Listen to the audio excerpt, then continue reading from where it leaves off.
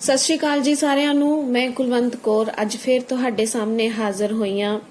ਜਮਾਤ 8ਵੀਂ ਦੀ ਕਿਤਾਬ ਉਡਾਨ ਦਾ ਪਾਠ ਨੰਬਰ 13 ਜਿਸ ਦਾ ਵਿਸ਼ਾ ਹੈ ਸਕਾਊਟਿੰਗ ਅਤੇ ਗਾਈਡਿੰਗ, ਜੋ ਕਿ ਇੱਕ ਲੇਖ ਹੈ।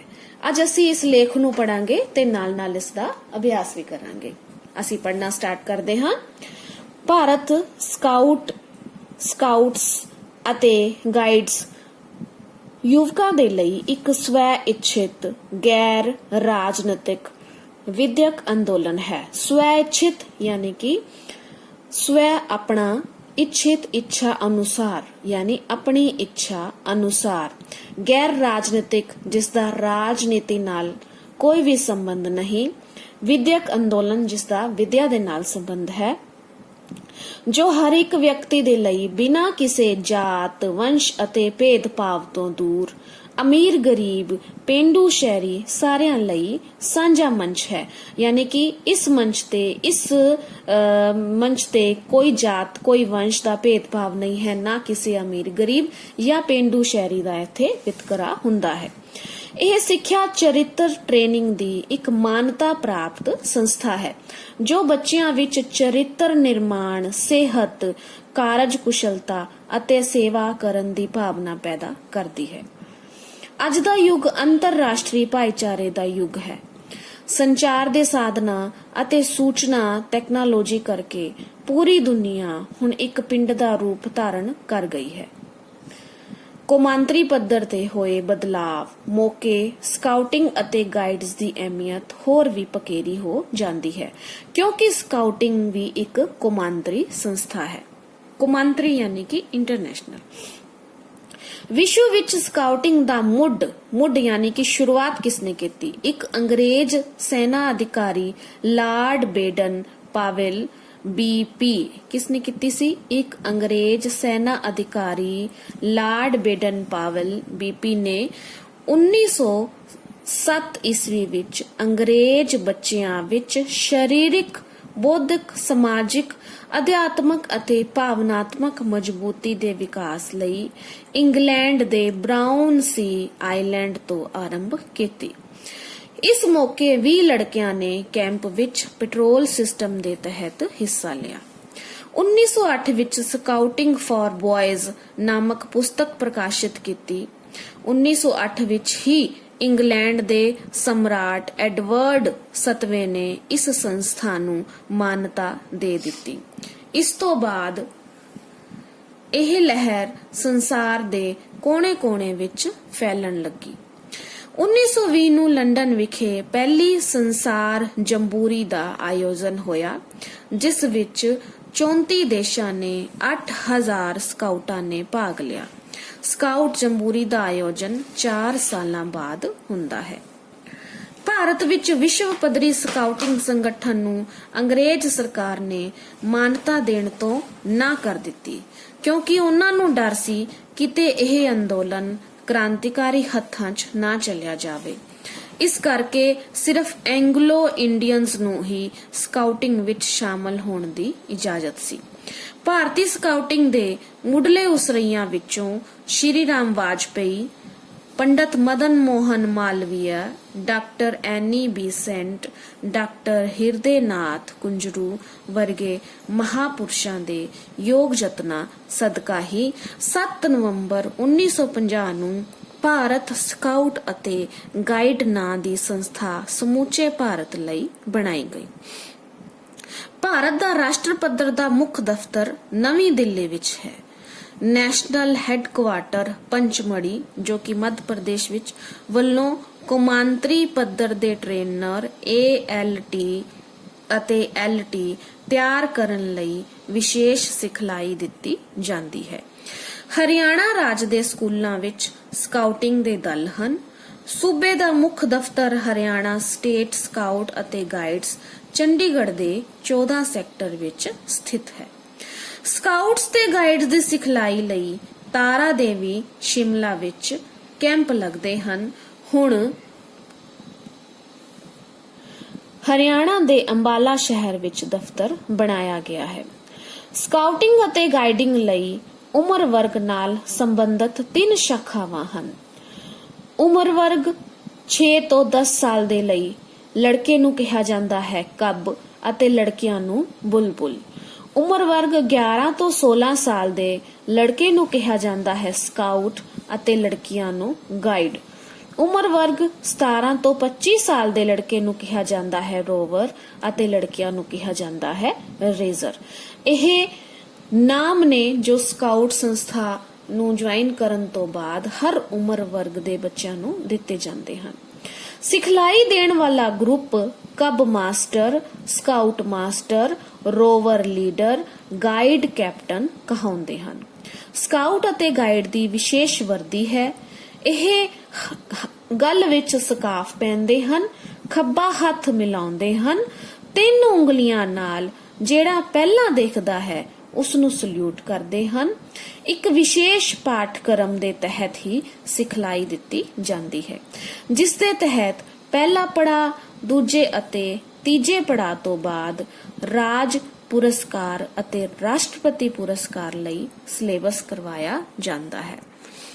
ਈਸ਼ਵਰ ਪ੍ਰਤੀ ਫਰਜ਼, ਦੂਸਰਿਆਂ ਪ੍ਰਤੀ ਫਰਜ਼, ਆਪਣੇ ਪ੍ਰਤੀ ਫਰਜ਼, ਇਹ ਸਕਾਊਟ ਨੂੰ ਸਿਖਾਇਆ ਜਾਂਦਾ ਹੈ। ਸਕਾਊਟ ਪ੍ਰਤੀਗਿਆ ਕੀ ਕਰਦੇ ਹਨ? ਸਕਾਊਟ ਪ੍ਰਤੀਗਿਆ ਕਰਦੇ ਹਨ, ਮੈਂ ਮਰਿਆਦਾ ਪੂਰਵਕ ਪ੍ਰਤੀਗਿਆ ਕਰਦਾ ਹਾਂ ਕਿ ਮੈਂ ਯਥਾ ਸ਼ਕਤੀ ਈਸ਼ਵਰ ਅਤੇ ਆਪਣੇ ਦੇਸ਼ ਦੇ ਪ੍ਰਤੀ ਆਪਣੇ ਕਰਤੱਵਾਂ ਦਾ ਪਾਲਨ ਕਰਾਂਗਾ, ਦੂਸਰਿਆਂ ਦੀ ਮਦਦ ਕਰਾਂਗਾ ਅਤੇ ਸਕਾਊਟ ਦੇ ਨਿਯਮਾਂ ਦਾ ਪਾਲਨ ਕਰਾਂਗਾ। ਹੁਣ ਅਸੀਂ ਦੇਖਦੇ ਹਾਂ ਕਿ ਸਕਾਊਟ ਦੇ ਨਿਯਮ ਕਿਹੜੇ-ਕਿਹੜੇ ਹਨ। ਸਕਾਊਟ ਗਾਈਡ ਭਰੋਸੇਯੋਗ ਹੁੰਦਾ ਹੈ। ਸਕਾਊਟ ਗਾਈਡ ਵਫਾਦਾਰ ਹੁੰਦਾ ਹੈ। ਸਕਾਊਟ ਗਾਈਡ ਹਰ ਇੱਕ ਦਾ ਮਿੱਤਰ ਅਤੇ ਹਰ ਇੱਕ ਸਕਾਊਟ ਦਾ ਭਰਾ ਹੁੰਦਾ ਹੈ। ਸਕਾਊਟ ਗਾਈਡ ਮਿੱਠ ਬੋਲੜਾ ਹੁੰਦਾ ਹੈ। ਸਕਾਊਟ ਗਾਈਡ ਜੀਵ ਜੰਤੂਆਂ ਦਾ ਮਿੱਤਰ ਹੁੰਦਾ ਹੈ ਅਤੇ ਕੁਦਰਤ ਨੂੰ ਪਿਆਰ ਕਰਦਾ ਹੈ। ਸਕਾਊਟ ਗਾਈਡ ਅਨੁਸ਼ਾਸਨ ਵਿੱਚ ਰਹਿੰਦਾ ਹੈ ਅਤੇ ਸਮਾਜਿਕ ਜਾਇਦਾਦ ਨੂੰ ਬਚਾਉਣ ਵਿੱਚ ਮਦਦ ਕਰਦਾ ਹੈ। ਸਕਾਊਟ ਗਾਈਡ ਬਹਾਦਰ ਹੁੰਦਾ ਹੈ। ਸਕਾਊਟ ਗਾਈਡ ਸੰਜਮੀ ਹੁੰਦਾ ਹੈ। ਸਕਾਊਟ ਗਾਈਡ ਮਨ, ਬਚਨ ਅਤੇ ਕਰਮ ਕਰਕੇ ਸ਼ੁੱਧ ਹੁੰਦਾ ਹੈ। ਸਕਾਊਟ ਵੱਡੇ-ਵੱਡੇ ਮੇਲਿਆਂ ਮੌਕੇ ਲੋਕਾਂ ਦੀ ਮਦਦ ਕਰਦੇ ਹਨ। ਉਹ ਰਸਤਾ ਦੱਸਣ, ਭੀੜ ਭੜੱਕੇ ਤੇ ਕਾਬੂ ਪਾਉਣ ਲਈ ਪ੍ਰਸ਼ਾਸਨ ਦੀ ਮਦਦ ਕਰਦੇ ਹਨ। ਹਰਿਆਣਾ ਵਿੱਚ ਸੂਰਜ ਗ੍ਰਹਿਣ ਮੇਲਾ, ਕੁਰੂਕਸ਼ੇਤਰ, ਕਪਾਲ ਮੋਚਨ, ਬਿਲਾਸਪੁਰ, ਅੰਬਾਲਾ ਆਦਿ ਮੇਲਿਆਂ ਦੇ ਵਿਸ਼ੇਸ਼ ਤੌਰ ਸੇਵਾ ਨਿਭਾਉਂਦੇ ਹਨ।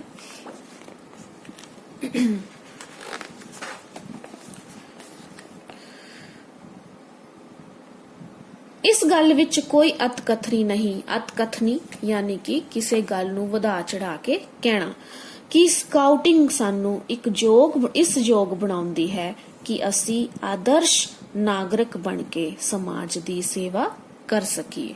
ਤਾਂ ਇਹ ਸੀ ਲੇਖ ਸਕਾਊਟਿੰਗ ਅਤੇ ਗਾਈਡਿੰਗ। ਹੁਣ ਅਸੀਂ ਇਸ ਦਾ ਅਭਿਆਸ ਕਰਦੇ ਹਾਂ, ਪ੍ਰਸ਼ਨ ਉੱਤਰ ਕਰਦੇ ਹਾਂ। ਪਹਿਲਾ ਪ੍ਰਸ਼ਨ ਹੈ, ਸਕਾਊਟਿੰਗ ਦੀ ਸੰਸਥਾ ਦਾ ਮੋਢੀ ਕੌਣ ਸੀ? ਇਹਨਾਂ ਪ੍ਰਸ਼ਨਾਂ ਦੇ ਉੱਤਰ ਸਾਨੂੰ ਪਾਠ ਦੇ ਵਿੱਚੋਂ ਹੀ ਮਿਲ ਜਾਂਦੇ ਹਨ, ਤਾਂ ਅਸੀਂ ਇਸ ਦਾ ਉੱਤਰ ਵੇਖਦੇ ਹਾਂ। ਸਕਾਊਟਿੰਗ ਦੀ ਸੰਸਥਾ ਦਾ ਮੋਢੀ ਯਾਨੀ ਕਿ ਸ਼ੁਰੂਆਤ ਕਿਸਨੇ ਕੀਤੀ ਸੀ? ਇੱਕ ਅੰਗਰੇਜ਼ ਸੈਨਾ ਅਧਿਕਾਰੀ ਲਾਰਡ ਬੇਡਨ ਪਾਵੇਲ ਨੇ 1907 ਵਿੱਚ ਕੀਤੀ ਸੀ। ਸਿਰਫ ਇਹੀ ਪ੍ਰਸ਼ਨ ਪੁੱਛਿਆ ਗਿਆ ਹੈ ਕਿ ਕਿਸਨੇ ਕੀਤੀ ਸੀ, ਤਾਂ ਲਾਰਡ ਬੇਡਨ ਪਾਵੇਲ ਦਾ ਨਾਂ ਤੁਸੀਂ ਦੇਣਾ ਹੈ। ਕਦੋਂ ਕੀਤੀ ਸੀ? 1907 ਵਿੱਚ ਕੀਤੀ ਸੀ।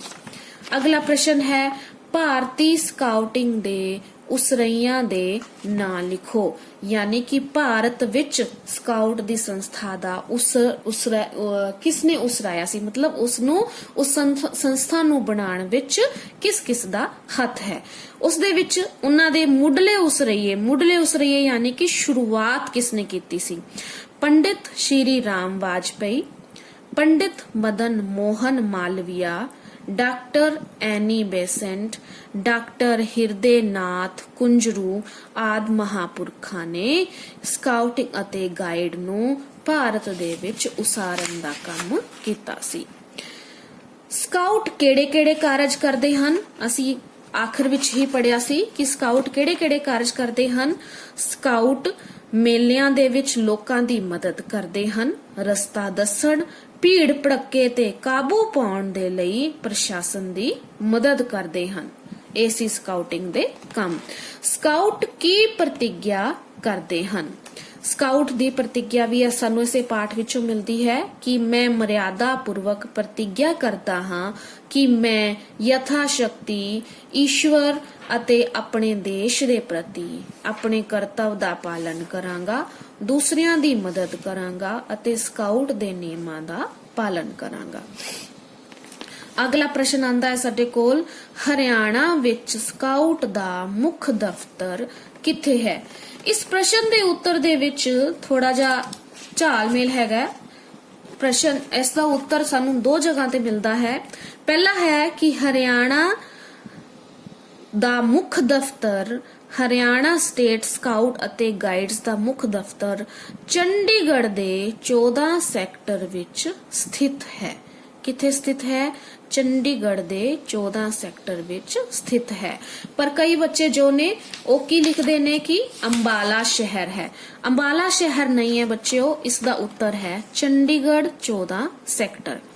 ਹਰਿਆਣਾ ਦੇ ਸਕਾਊਟ ਤੇ ਗਾਈਡ ਲਈ ਸਿਖਲਾਈ ਕੇਂਦਰ ਕਿੱਥੇ ਹੈ? ਸਿਖਲਾਈ ਕੇਂਦਰ ਹੈ ਤਾਰਾ ਦੇਵੀ ਸ਼ਿਮਲਾ। ਜਿੱਥੇ ਕੈਂਪ ਲੱਗਦੇ ਹਨ ਉੱਥੇ ਹਰਿਆਣਾ ਦੇ ਸਕਾਊਟ ਅਤੇ ਗਾਈਡਸ ਦਾ ਸਿਖਲਾਈ ਕੇਂਦਰ ਬਣਾਇਆ ਜਾਂਦਾ ਹੈ ਤੇ ਇਸ ਦਾ ਦਫ਼ਤਰ ਹੈ ਅੰਬਾਲਾ ਸ਼ਹਿਰ ਦੇ ਵਿੱਚ। ਖਾਲੀ ਥਾਵਾਂ ਭਰਾਂਗੇ।